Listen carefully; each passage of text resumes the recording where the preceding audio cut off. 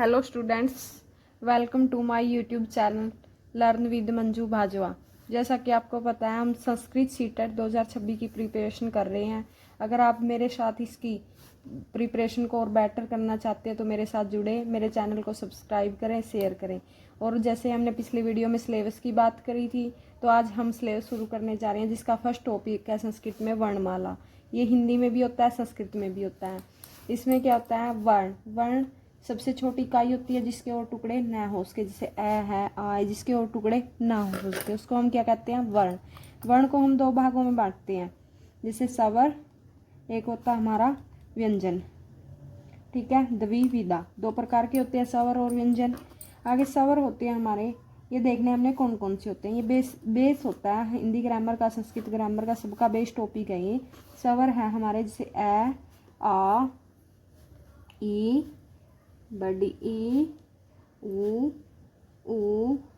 री and re, लरी। ये होते हैं हमारे ए, आई, ओ, आउ, ये होते हैं।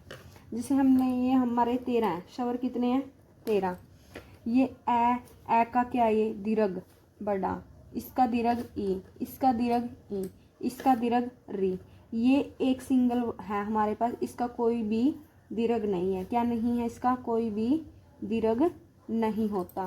तो इसके यहीं से यही क्वेश्चन बनता है मेनली कि किसका दीर्घ नहीं होता। लरी का क्या नहीं होता, लरी का दीर्घ नहीं होता। ये क्वेश्चन आता है टेट में, यहाँ से लरी का किसका दीर्घ नहीं होता, लरी का। ये जो हमारे मूल होते हैं, मूल स्वर होते हैं, ये कितने होते हैं, 18। इनके कितने भेद होते हैं, 18 भेद होते हैं, लेकिन लरी का कभी भी दीर्घ नहीं होता। भेद कितने होते हैं, 18। लरी का क्या नहीं होता, दीर्घ नहीं होता। है ये भी स्वर। ये कौन से स्वर है, ये देखेंगे हम। ये कौन से हैं, संयुक्त स्वर। कौन से हैं, संयुक्त स्वर कह लो या संध्या अक्षर कह लो। संध्या अक्षर ये इस नाम से ज़्यादा पूछे जाते हैं, संध्या अक्षराणी। संस्कृत में की संध्या अक्षराणी कितने हैं, संध्या अक्षर कितने हैं, 4। संयुक्त स्वर कितने हैं, 4। कौन कौन से हैं, ए है, आई है, ओ है, औ है। ए हमारा किससे बनता है, ए धन, ई से क्या बना, ए धन, ए से क्या बना, आई, ए धन, ऊ से क्या बना, ओ, ए धन, ओ से क्या बना हमारा, औ, ओ से क्या बना हमारा, औ। इस प्रकार इनको क्या कहते हैं, संयुक्त। इसी वजह से इनको क्या कहते हैं, संयुक्त स्वर या संध्याक्षर। इस नाम से पूछा जाता है कि संध्याक्षर कितने होते हैं, 4। ये मेल करना भी आता है, इस साइड संध्याक्षर दे देंगे, इस साइड 4, 5, 6 ऐसे कुछ भी। तो ये हो गया हमारे संध्याक्षर।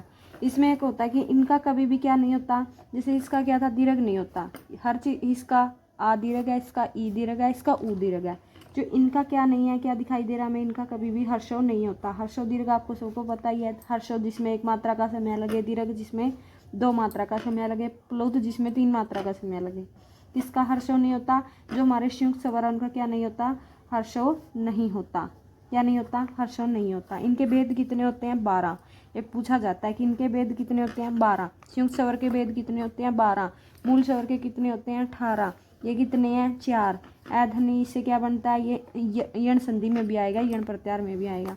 इसके कितने भेद हो गए, 12। हर्षव नहीं होता, ये बिल्कुल बेस है। यहाँ से आएगा हर्षव किसका नहीं है और दीर्घ किसका नहीं है। ये 2 क्वेश्चन तो पूछे ही पूछे जाएंगे। इसके बाद आता है हमारा व्यंजन। व्यंजन होते हैं हमारे कै से लेकर, कै वर्ग होता है। कै वर्ग मतलब कै, ख, घ, घ, ड़, इस प्रकार से। फिर आता है कै, कै के बाद कौन सा आता हमारा, त, च, ट, प, प, फ, भ, भ, मैं, ये मैं तक होते हैं हमारे। इस प्रकार से व्यंजन, जैसे स्वरों की सहायता से क्या बोले जाते हैं, व्यंजन। स्वरों की सहायता से व्यंजन बोले जाती है। परिभाषा हम बचपन से पढ़ते आ रहे हैं। वर्ग कितने हो गए, 1, 2, 3, 4, 5। एक क्वेश्चन यहीं से बन गया कि वर्ग कितने हैं, 5 वर्ग हैं। और ये टोटल कितने होंगे, 5 वर्ग में कितने अक्षर होंगे हमारे, 25। तो ये कौन से व्यंजन होते हैं, स्पर्श। इनको क्या नाम दे दिया, स्पर्श व्यंजन। क्या नाम दे दिया, स्पर्श व्यंजन। कैसे लेकर मैं तक क्या होते हैं हमारे, कैसे मैं तक स्पर्श व्यंजन। कितने होते हैं, 25 होते हैं। कितने होते हैं, 25। वर्ग कितने होते हैं, वर्ग होते हैं हमारे 5। वर्ग होते हैं 5। इसको क्या नाम दे दिया, कै वर्ग, तै वर्ग, च वर्ग, टै वर्ग, पै वर्ग, ये हमारे आगे काम आएगी कि वर्ग क्या है, इसको आगे देखेंगे हम उच्चारण स्थान में बात। इसके बाद आता है हमारा अंतस्थ है, जहाँ से सबसे ज़्यादा क्वेश्चन पूछा जाता है। अंतस्थ व्यंजन कौन से हैं? अंतस्थ व्यंजन कितने होते हैं? 4। अब ये देखो कौन कौन से होते हैं। य, र, व, ल, ये क्या होते हैं हमारे अंतस्थ व्यंजन। ये क्या होते हैं हमारे अंतस्थ व्यंजन। ये क्या है? जो हमारा आधा होता है, इसीलिए स्वरों की सहायता से बोले जाते हैं। जब कै धन ए करेंगे तब जाके ये पूरा कै बनेगा, वरना इसके नीचे हलंत होता है। ये क्या होता है? आधा अक्षर के होते हैं। जैसे य है, र है, व है, ल है। ये कितने हो गए अंतस्थ व्यंजन? 4। कितने हो गए? 4। कितने हो गए? 4। इनका क्रम पूछा जाता है। जैसे इसमें लगाया य के बाद र आएगा, फिर व आएगा, फिर ल आएगा। एक क्वेश्चन बनता है, जो य और र है इसको क्या कहते हैं? जो ल है इसको क्या कहते हैं? ये र और य और व को क्या कहते हैं? र को क्या कहते हैं? अलग अलग नाम है। र को कहते हैं परकुंपित, परकुंपित वर्ण। कैसा वर्ण है ये? परकुंपित, या इसको बोल सकते हैं परकुंपित या लुंठित। क्या नाम दे सकते हैं? लुंठित पूछा गया स्टेट में। और क्या कह सकते हैं इसको? लुंठित वर्ण कौन सा है? परकुंपित वर्ण कौन सा? हमारा र। इसके बाद आता है हमारा ल। ल कैसा वर्ण है? पार्श्विक वर्ण। कैसा वर्ण है? पार्श्विक वर्ण। ल कैसा वर्ण है? पार्श्विक वर्ण। इसके बाद आता है ये हमारा सबसे ज़्यादा इस टॉपिक में सबसे ज़्यादा क्वेश्चन आते हैं इससे और ऊष्म व्यंजन से। इसके बाद आता है हमारा ऊष्म व्यंजन। ऊष्म व्यंजन और अंतस्थ में हम कंफ्यूज भी होते हैं बहुत ज़्यादा, कौन सा ऊष्म है कौन सा। इसको बेसिकली क्या बोला जाता है? और यण प्रत्याहार। यण प्रत्याहार, जब हम प्रत्याहार पढ़ेंगे तो आगे पढ़ेंगे प्रत्याहार क्या होते हैं। यण प्रत्याहार, इसको ऐसे भी लिखा मिलेगा कि यण प्रत्याहार में कौन कौन से वर्ण आएंगे, तो ये यण प्रत्याहार में आएंगे। ऊष्म व्यंजन, ऊष्म मतलब सल प्रत्याहार।